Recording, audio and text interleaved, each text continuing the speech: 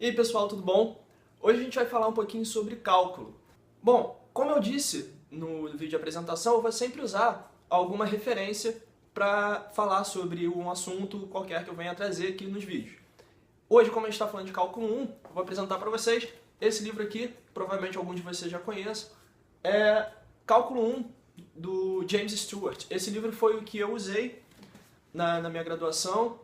Ele está bem velhinho aqui, ele é a 4ª edição ainda do livro. Esse livro atualmente está na 7ª edição, então tem um certo tempinho que eu já fiz essa disciplina, mas ele ainda está bastante atual. Nesse livro aqui, o James Stewart ele separa o cálculo em duas grandes áreas, que ele chama de cálculo diferencial e cálculo integral. Cada uma dessas áreas pode ser entendida como tendo origem em um problema específico, como sendo motivada pela solução de um determinado problema. Por exemplo, o cálculo integral está bastante relacionado à solução do problema que a gente chama do problema da área, que em linhas gerais está relacionado ao cálculo de áreas sobre curvas irregulares. Já o cálculo diferencial está ligado à solução de um problema que a gente chama de problema da tangente, e é esse problema que a gente vai ver aí agora. Inspirado pelos trabalhos de Descartes sobre representações gráficas de pontos no espaço e o subsequente desenvolvimento da geometria analítica, o matemático francês Pierre Fermat debruçou-se em meados do século XVII sobre o estudo de funções.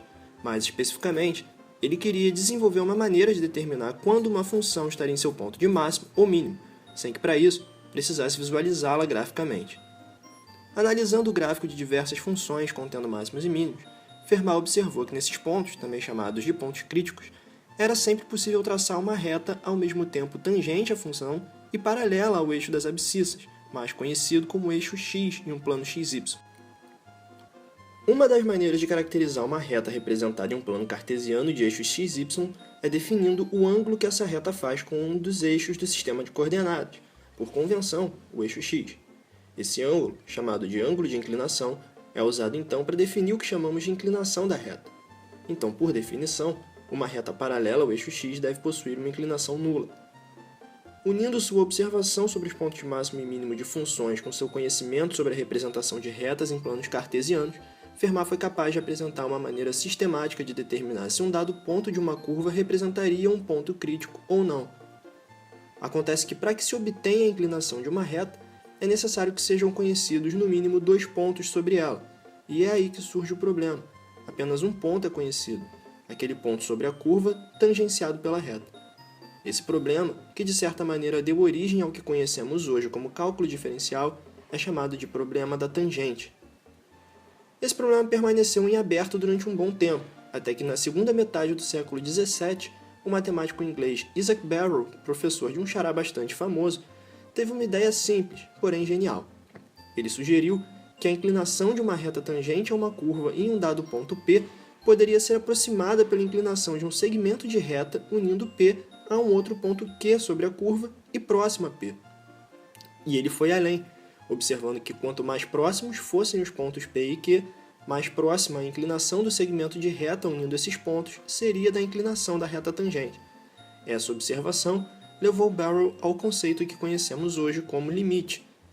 Usando uma linguagem mais formal, dizemos que o limite da inclinação da reta unindo os pontos P e Q, quando Q tende a P, é igual à inclinação da reta tangente em P. A ideia fundamental do método desenvolvido por Barrow consiste na possibilidade de se obter sem grandes dificuldades a inclinação do segmento de reta unindo os pontos P e Q. Como o ponto P é conhecido e o ponto Q é arbitrário, tem-se 2 pontos, e, portanto, o cálculo da inclinação desse segmento de reta torna-se uma tarefa simples. A solução dada por Barrow pode ser usada, por exemplo, para determinar se o ponto P de coordenadas x igual a 1 e y igual a 1 é um ponto crítico da parábola dada por x ao quadrado. Isso é feito, conforme sugerido por Barrow, arbitrando-se um ponto Q de coordenadas xq e yq conhecidas e próximas às do ponto P e escrevendo a inclinação do segmento de reta ligando os pontos P e Q, que deverá ser avaliada cada vez que mudarmos o ponto Q de lugar, aproximando-o de P. Fazendo isso, vê-se que quando Q se aproxima de P, o valor da inclinação tende a 2, indicando que a reta tangente à parábola x ao quadrado no ponto P tem essa inclinação. Como o valor obtido não é nulo, a tangente não é paralela ao eixo x e, portanto, o ponto P não é um ponto crítico. De fato, a parábola x ao quadrado possui um único ponto crítico, um mínimo em x igual a 0. O conceito de limite pode ser abstraído a partir do problema da tangente e estendido para qualquer função.